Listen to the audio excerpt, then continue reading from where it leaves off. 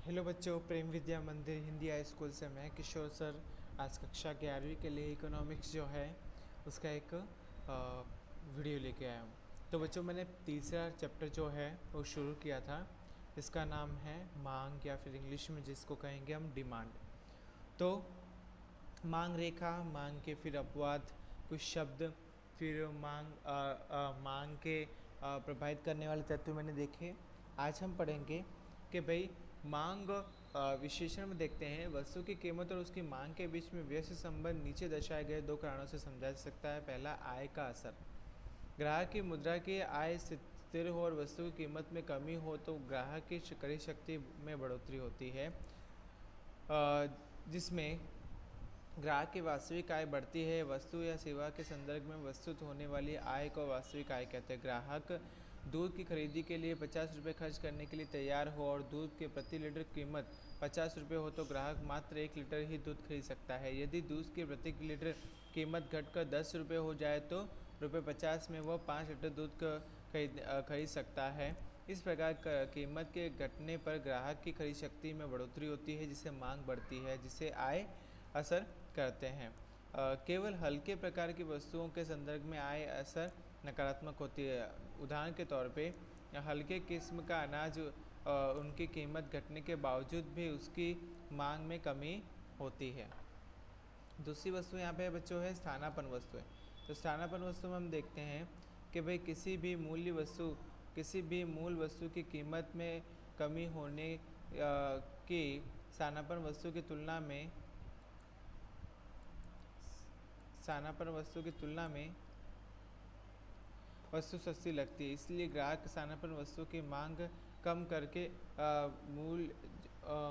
मूल कीमत की मांग बढ़ा देता है, जिससे स्थानापन्न असर कहते हैं। उदाहरण के तौर पर साधारण फॉर्मल पैंट और जीन्स पैंट। यदि साधारण पैंट की कीमत घटे तो उसके स्थानापन्न जीन्स पैंट की कीमत से रहे तो ग्राहकों को दोनों पैंटों की कीमत की तुलना करने पर साधारण पैंट सस्ती लगेगी, जिसमें वह साधारण पैंट की मांग बढ़ाकर जीन्स पैंट की मांग में कमी कर सकता है।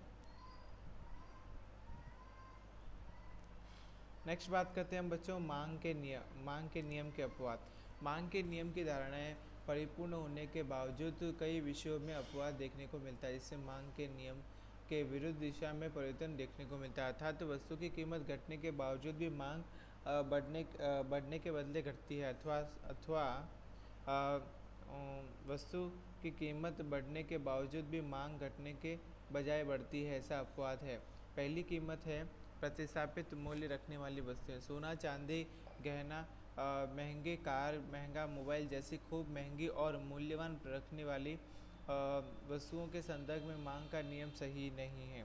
इस प्रकार की वस्तुएं व्यक्ति की प्रतिष्ठा में बढ़ोतरी करती है। अमीर वर्ग के लोग वस्तु की कीमत जितनी ऊंची रख उतना उस वस्तु में रहा हुआ प्रतिष्ठा मूल्य अधिक, ऐसा मानते हैं। वस्तु की कीमत जितनी अधिक होगी उतना उसकी मांग घटने के बजाय बढ़ते हैं, और इसके विपरीत वस्तु कीमत कम हो तो उसके में रहा हुआ प्रतिष्ठा मूल्य कम होता है। ऐसा मानकर अमीर लोग ऐसी वस्तुओं की मांग घटा देते हैं।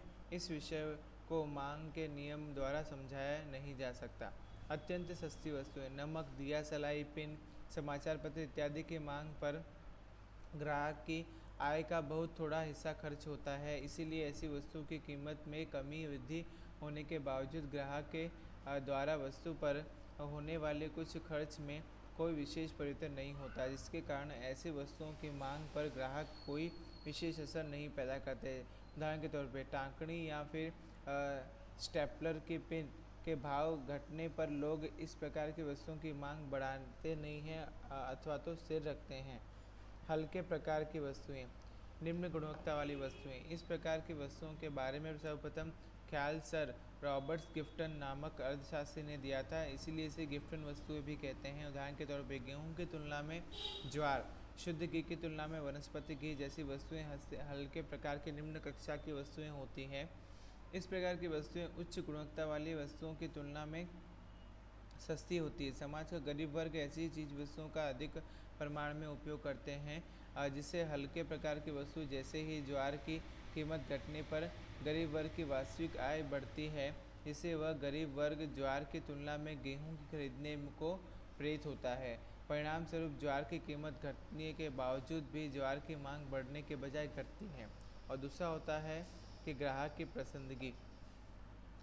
ग्राहक कीमत निश्चित प्रकार की वस्तुओं के लिए कोई धारणा बना ले तो ग्राहकों के इस वस्तु के प्रति रुझान के कारण संबंधित वस्तु की कीमत बढ़ने के बावजूद मांग में कमी होती है, अथवा वस्तु की कीमत घटने के बावजूद भी मांग में बढ़ोतरी नहीं करते हैं। उदाहरण के तौर पे किसी निश्चित प्रकार के टूथपेस्ट या जूते इत्यादि।